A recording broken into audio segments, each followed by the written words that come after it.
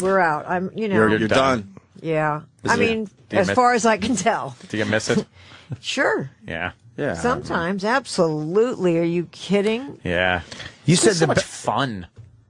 Yeah, sometimes, but then it kind of stops being fun. You start getting too many of those things where you think, I'm going to die. If you let me live through this, I won't do it anymore. That was cocaine, Carrie by the Fisher way. thinks that. I did that about We'll have one of those. 8-9 times before it really went, okay. Yeah, back in the 80s with And I have a cocaine kid. was that. You don't want it. Was like, I don't want to get... I think I'm going to die. I think I'm really going to die my here. heartbeat is... Yeah, it's going to pop out of my chest. Please let me live. If you let me, I promise to. Yeah, if you let me live to just do some more coke, I swear. Yeah. No, and I did not... That's not a drug I really liked, so... No? You liked a little more of the mellow stuff? But the thing was... I liked painkillers. Painkillers? Wow. But the and hallucinogens. Oh, really? Hallucinogens? Mind expanders and painkillers. A little mescaline? Worked the other way. LSD. She went right for the LSD. Wow. Yeah. How did you, what age were you when you first started? LSD? I was in my 20s. 20s? Yeah. What about, the simplest thing, like a first drink or first joint or something like that? How old were you? First joint. All of that was about 13 years old. About 13? Yeah. And what did you have the kind of lifestyle where you weren't really being supervised? Was that kind of a thing? Yeah. Oh, yeah. Look who her parents were. Oh, no, I know. My father shot speed for 13 years, and he wasn't anywhere near, he wasn't around at all.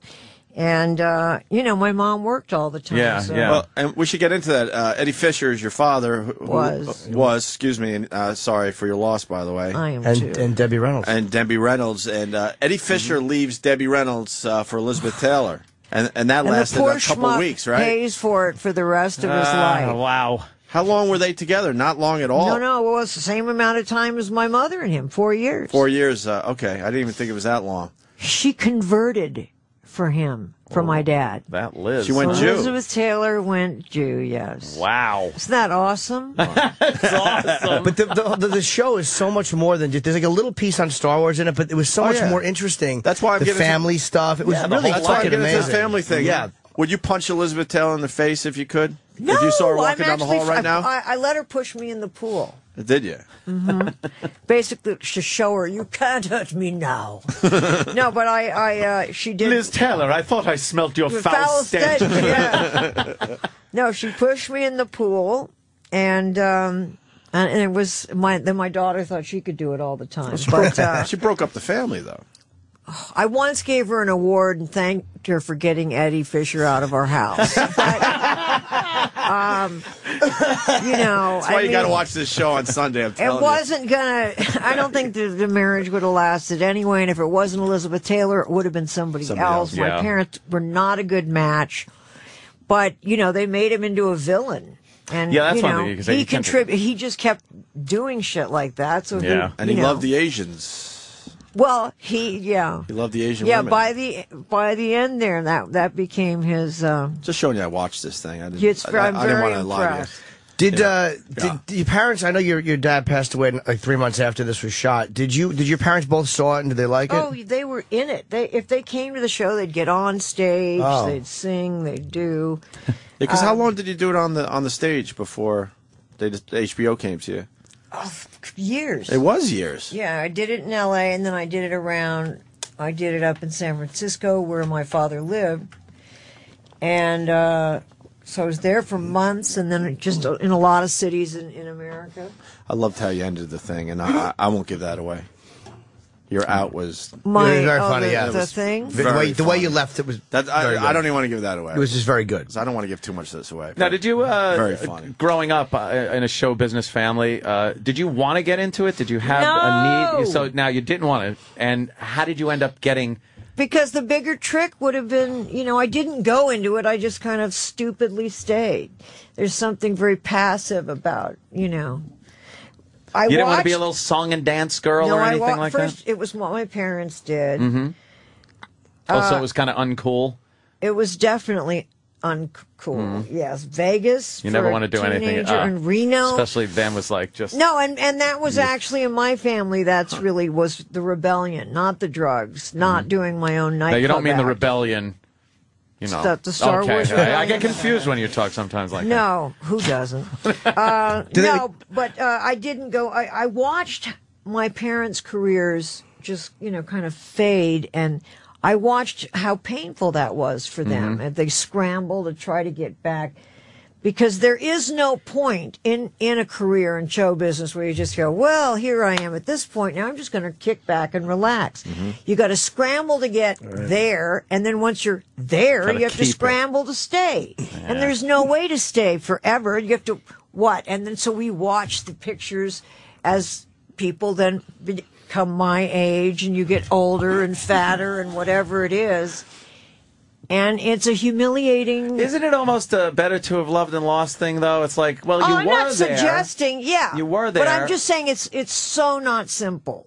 I mean, I would rather have been in show... I would rather have done the writing. And yes, I like show business, like writing films. A little more behind the scenes, a little more your own artistic... Yeah, because I just didn't... The thing in front, and it just gets... But then how did you get crazy. Princess Leia? With that type of... I was brought... With that lousy attitude. Yeah, that's sort of what I was getting at. Well, no, I really didn't want to go into that business. Me too. Because that screwed you for the rest of your life, if that's how you really think. It was the second film I did. The first film I did, I went with a friend of mine, George Firth. He brought me on the set of Shampoo. I met Warren Beatty. He said, okay. I want to have sex with you. Yes, and then of what? course. Yeah, here's the part. Right. I shot one day. I was a virgin. And Warren told everyone in the crew, so if you watch that movie, I say want to fuck in it. They cut away from me so fast because the entire crew laughed at me.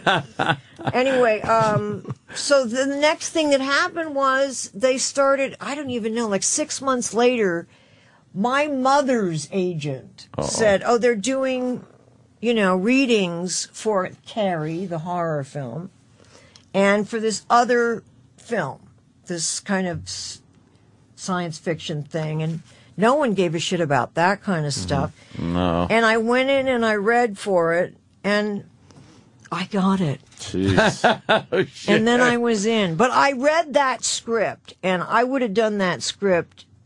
Anybody would have. I mean, I read it out loud with a friend of mine, Miguel Ferrer. Han Solo was the part to play. I love Miguel Ferrer. He's great. Yeah, he was a friend of mine and so we read it out loud, and it was just like, and I do remember when I got the part, I was really excited. Not because it was a good part, but because I couldn't figure out how the hell they were going to make that thing happen. Make it actually work. Yeah, because there wasn't any real precedent before that. No precedent. That you could... No special effects, really. But they had this stuff, it was written on the page. Yeah. I mean, there's a new show out about that ILM and all those guys talk about when they read it for the first time and how many shit, we're going to have to do this? Right. And it hadn't been done. And there was a thing in the script, the original script, they found me... Not in the, when they aren't you a little short to be a stormtrooper. Yeah. I was unconscious in the sort of underneath the Death Star, wherever the fuck, hanging upside down, unconscious with yellow eyes. Holy shit. Well, I thought, I want in on that. You know? Fucking 19 years old. Yeah. And the Wookiee was then supposed to take me and carry me underwater. We were having... Now, the guy that played the Wookiee, Peter Mayhew, had giant itis. He had no strength at all. And if he was just stood up big. really fast, he would, We met him. Yeah. We feel like we're growing as a radio show because we only got the guys that were in the costumes of Star Wars until today. Oh, well. The whole crew came in. We had the short guy, the tall guy, the guy in between. Years ago, yeah. This is one of the anniversaries. Yeah, they were promoting something. They came out as a group.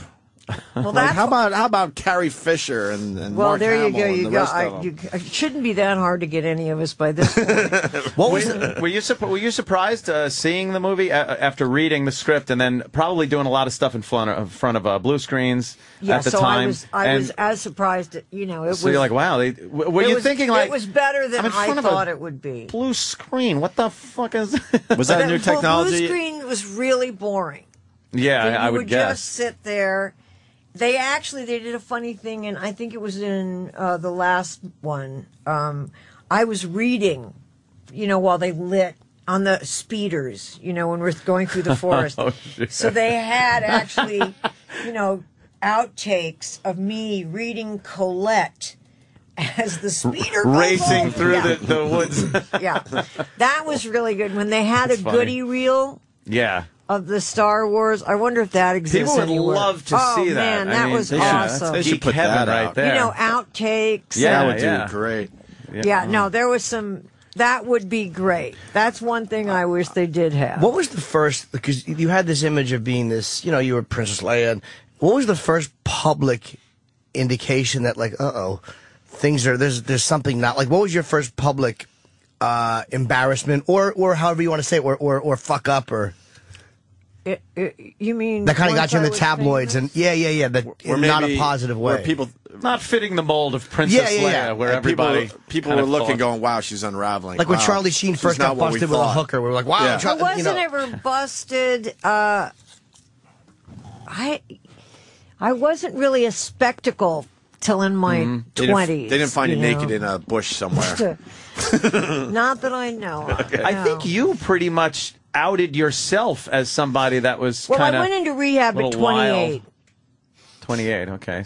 So, and really, I didn't really abuse everything until, so it was like between 22 and 28 was when I burned. Yeah, well, you were hanging out with a pretty fast crowd there, weren't you? Yes. yeah. Fast and dead. John Belushi, yeah. Dead. Dan Aykroyd, obviously. Dead. And, Career-wise. No. well, that whole SNL, No, that scared the shit out of everybody. We all were waiting to see what John died of, hoping it wasn't the drug we were on. Oh, Really? shit. Did you guys know that he was going to go too far? Of course we knew he would, yes. I mean, John, 'cause John it was unbelievable. legendary even at the time when all that was going down. Everyone Yeah, was very no, concerned. Danny used to call him the black hole in space, because if you put anything near him, food, drugs, whatever, Just suck it in. bye, gone. Holy jeez. So that was actually when I first did LSD, was on the Blues Brothers set, and Wow, there were all really? these policemen around, and we thought they were extras. They were the police. So, And you're all fucked up. yes, very. Oh, my God. But John, LSD on the set. Wow. and John just, he also, Danny called him America's guest. Because he could just go up to anyone's house and go, listen, can I use your TV? Because something's on, he just Yeah, was, everybody Who's that knew, guy? knew everybody- him. And one time he he was very wanted to lovable. go with me to Disneyland. I said, there is no fucking way that would be fun. Because you are the Matterhorn. But he was one of the first people I knew to have those, drug guards, sober coaches. They call Oh, them. yeah. Really? Wow. And yeah. so one time he had his sober coach. I always thought the guy's name was Peaches. And he comes over to see me. I'm getting my hair dyed for some movie or permed or whatever. And he says to the sober coach, okay, you go now. I'm with Fisher.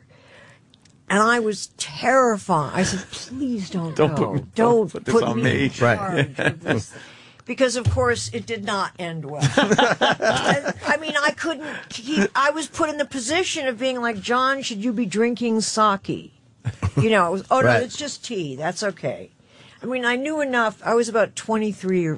I knew enough at that point that that's not okay. You said the best thing about resentment, too. You said it's you drink the poison. It's when I drink the poison and hope the other person dies. How did you put Drink the poison and wait for the other person to die. Wow. What a great That's statement good. about it, because I seethe with resentment, and it was just such a great way to put what a shitty state of mind that It is. really is bad. I actually said to my mom recently, isn't self-pity awful? She said, actually, I like it.